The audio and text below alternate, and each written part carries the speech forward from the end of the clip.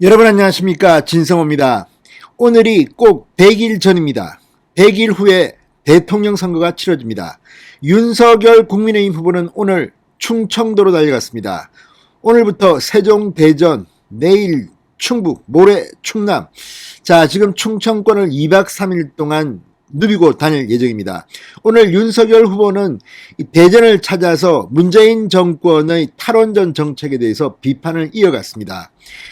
윤석열 검찰의 탈원전 수사, 그리고 그 이전에 이 최재형 전 감사원장의 탈원전과 관련된 경제평가서 조장 감사보고서, 아무튼 1년의 과정을 통해서 국민들은 문재인 정권의 탈원전 정책이 얼마나 허무한 것인가, 그리고 얼마나 그 과정이 문제가 심각한 것인가를 알았습니다. 윤석열 후보는 그전에도 대전을 찾은 적이 있습니다. 국민의힘을 입당하기 전입니다. 그때도 대전 카이스트의 젊은 과학자들과 열띤 토론을 한 적이 있습니다. 자, 오늘 윤석열 후보 대전, 세종을 찾았을 때 엄청난 국민들이 몰려들었다고 합니다. 자, 그런데 오늘 기자들의 질문을 받던 윤석열 후보가 상당히 의미심장한 발언을 했습니다. 바로 이준석 대표와 관련된 질문이었습니다. 이제 이런 미슬레이니, 그러니까 지연 말단적인 질문은 답하지 않겠다는 뜻을 비췄습니다. 오늘도 기자들은 김종인 전 위원장이 언제 오느냐 이런 관심을 가졌지만 이제 이 이슈는 싸그라들고 있습니다. 이준석 대표 혼자만 라디오에 나와서 김종인 속값을 더 쳐줘야 한다, 이런 소리를 하고 있습니다. 그러나 이제 이런 것들은 의미가 없습니다. 이제 본선에 그냥 가는 겁니다. 필요하다면 그 누구라도 윤석열 선대위에 합류할 수 있습니다. 이미 윤석열 후보는 깜짝 놀랄 인사를 목요일쯤 또 선보일 예정이라고 김은혜 선대위 대변인이 밝히기도 했습니다. 자, 이런 가운데 김종인 전 위원장 쪽은 이제 기자들의 관심권에서 멀어지고 있습니다. 지금도 윤석열 선대위를 흠집내기 위해서 민주당 쪽에서는 계속 흔들고 있습니다. 그러나 이제 본질은 이제 정책 대결입니다. 오늘 이재명 민주당 후보가 광주에서 윤석열 후보가 제시한 50조 원의 이 소상공인 자영업자 코로나 지원 대책을 받겠다고 했습니다. 그만큼 지금 민주당 쪽은 콘텐츠가 없는 모양입니다. 그때는 윤석열 후보를 향해서 파퓰리즘 모니 비판하더니 이자 받는 겁니다. 자, 이제 싸움은 또 다른 전장, 미래를 위한 비전 경쟁으로 들어갈 것으로 보입니다. 이런 가운데 김종인 전 위원장 측 인사들의 움직임도 지금 논란이 되고 있습니다. 이 김종인 측과 관련되어 있다는 사람들은 지금 임명장을 받지 못하고 있습니다. 또 김종인의 합류를 원하는 것으로 보이는 권경의 민변 출신 변호사 진중권 전 동양대 교수장의 발언도 이어지고 있습니다. 그러나 이분들은 결코 국민의힘 당원들도 아닐 뿐더러 물론 의견을 표명할 수는 있습니다. 헌법에 보장된 그들의 권리입니다만 왜 이 당내 권력 투쟁에 들어오는 듯한 발언을 하는지는 잘 모르겠습니다. 일반 시민의 입장에서 윤석열 선대위의 정책이 잘못됐다거나 이렇게 비판할 수는 있습니다. 그러나 당내에 뒤에 누가 있다 이런 식으로 언제 그렇게 당내 사정에 밝았습니까? 이것도 김종인 전 위원장과 소통하는 겁니까? 자, 이런 식은 국민들로부터 환영받지 못합니다. 무엇보다도 국민들은 이제 김종인 김자만 들어도 진절면이 난다는 사람들이 많습니다.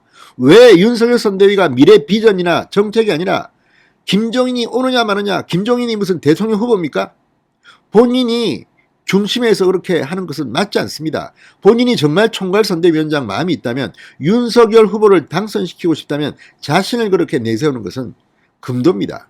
언제까지 이런 정치 공작이 횡행할 것인지 이런 의문도 듭니다. 진성호의 직설 시작합니다. 방송에 앞서 아직 진성호 방송의 구독자가 아니신 분은 붉은색 구독 버튼 눌러주십시오. 더 좋은 방송으로 보답하겠습니다. 윤석열 후보가 오늘 문재인 정부의 탈원전 정책과 관련해서 제가 원전 사건을 수사하는 과정에서 이 황당한 정책, 여기에 대해 진실을 은폐하려는 정권의 파렴치에 대해서 왜 이들이 그렇게까지 했는지 조금씩 알아나가게 됐다고 말했습니다. 오늘 오후 대전 유성구의 한 카페에서 연구원 노조 카이스트 학생들과 간담회를 가진 윤석열 후보, 국민 대부분이 이제는 다 아는데 제 입장에서는 수사 참고 자료가 송부가 됐던 월성원전 경제성평가 조작 사건을 지휘하는 과정에서 한국원전의 실패를 알게 됐다고 설명했습니다. 그러면서 이게 환경정책, 에너지정책, 국가산업정책, 교육정책 면에서 얼마나 황당무계한 일인지 조금만 들여다보면 알 수 있다. 이것도 공정과 상식을 내동댕이 치는 정권교체가 왜 이루어져야 하는지 보여주는 한 분야다라고 말했습니다. 자, 간담회가 끝난 뒤 기자들이 물었습니다. 이준석 대표가 이수정 경기대 교수 임명 문제를 두고 비판한 데 대해서는 이렇게 답했습니다. 정치 이야기는 제가 오늘 여기서 별로 언급하고 싶지 않다. 자, 이준석 대표가 충청 일정을 사전에 몰랐다는 데 대해서도 거기에 대해서는 답변하지 않겠다고 밝혔습니다. 그리고 윤석열 후보는 오늘 대전 방문차 한국원자력연구원 대덕연구단지를 방문하기도 했습니다. 이걸 보면 이제 윤석열은 미래 정책을 보고 갑니다. 이런 질문 이준석과의 갈등 논란 이런 것들은 이제 더 이상 거론하면 의미가 없지 않습니까? 이제 이준석 대표도 김종인 김자도 꺼내지 말면 좋겠습니다. 왜 선거가 이제 본격화됐는데 100일 남았는데 지금까지도 김종인을 모셔오니 안 오니 속값을 더 쳐주니 안 쳐주니 이런 발언을 하는 겁니까?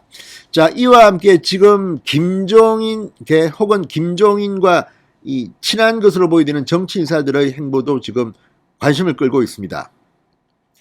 자, 김종인 전 위원장의 국민의힘 총괄선대위원장 합류가 무산되면 이제 김종인파, 김종인 라인 또는 김종인과 관련이 있는 인물들 좀 힘들 것으로 보입니다. 자, 지금 공동선대위원장 하마평에 올랐던 권경의 민변 출신 변호사와 검태섭 전 민주당 의원의 합류도 이제 물거등한 게 아니냐는 전망이 납니다. 특히 검태섭 전 의원 여러 가지 지금 발언하는 걸 보면 국민의힘과는 좀 생각이 안 맞는 것 같습니다. 저는 검태섭 전 의원이 공수처를 비판할 때나 이럴 때는 맞는 말을 참 많이 했습니다. 그러나 차별금지법이라든지 이런 발언은 지금 국민의힘과 얼마나 섞일 수 있을지 잘 의문입니다. 자, 또 권경의 변호사 역시 지금 한번 공동선대위원장으로 거론됐다는 언론 보도가 나왔는데 지금 노골적으로 이 장제원 의원을 비판하면서 지금 권력 투쟁에 나선 거 아닌가 의심까지 들 정도입니다. 자, 권 변호사 어제 페이스북에 김종인 상황설을 퍼뜨린 세력들이 결국 승리했다. 장제원, 권성동, 윤한홍 의원을 이 문고리 권력 3공신으로 언급하며 비판했습니다. 그러자 장제원 의원은 이 김종인 전 위원장의 선대위 참여가 불발된 것을 협상 결렬이라고 칭하며 제가 이를 반겼다고 주장한 근거는 무엇인지 밝혀야 할 것이라고 날을 세웠습니다. 자, 아무튼 이걸 보면 지금 진중권, 권경의 이런 사람들은 문재인 정권을 비판하고 이재명 후보를 비판하는 과정에서 나름대로 마치 국민의힘의 권력자인 것처럼 행세하는 것은 만에 하나 아니냐 이런 의심받을 만한 행동도 있습니다. 물론 그분들이 그냥 양식이나 상식을 가지고 비판할 수도 있습니다. 그러나 어제 권경의 변호사나 오늘 진중권 씨 글을 보면 그걸 넘어서서 지금 국민의힘 선대위 권력 내부에 영향력을 행사하려 하는 게 아닌가. 이런 것들은 일반 자유 비판을 하는 사람들과는 좀 다릅니다. 여기도 권력 투쟁에 나선 것인지 이건 좀 눈살을 찌푸리게 하는 것은 아닌가 이런 생각이 듭니다. 또 김종인 측 인사로 분류되어 온 임태희 전 대통령 비서실장과 정태근 전 의원도 선대위에서 역할을 맡기기 곤란한 게 아니냐 이런 생각이 이런 사항들이 나오고 있습니다. 앞서 임태희 전 실장은 선대위 총괄 상황실장으로 하마평에 올랐으나 임명이 되지 않고 있습니다. 정태권 전 의원 역시 마찬가지입니다. 자, 그런데 일단 이걸 보면 이 권경의 진중권, 검태섭 전 의원은 모르겠지만 임태희, 정태근 두 사람은 김종인이 아니라 일할 수 있으면 일시키는 것도 저는 좋다고 봅니다. 능력이 있는 사람들입니다. 다만 김종인과 너무 그렇게 연결해서 김종인의 가신처럼 군다면 이번 선대위 합류는 불발될 가능성이 높습니다. 지금은 정권 교체를 위해서 힘을 합쳐야 될 것이지 특정 인의 이해관계에 따라서 행동한다면 환영받지 못할 것으로 보입니다. 자, 어쨌든 이 이준석 대표 오늘도 라디오에 나와서 김종인 위원장을 영입하려면 속값을 쳐주는 정도가 아니라 모든 걸 더 얹어서 드려야 할 것이다. 정권을 드려야 한다는 취지로 말했습니다. 지금도 이런 말을 하고 있습니다. 이제는 김종인을 거론하는 사람들은 무시하시기 바랍니다. 이제 그냥 윤석열 선대위는 쭉 가는 겁니다. 목요일날 깜짝 놀랄만한 인사가 누군지 한번 기대해 보겠습니다. 진성호의 직설이었습니다. 여러분 감사합니다.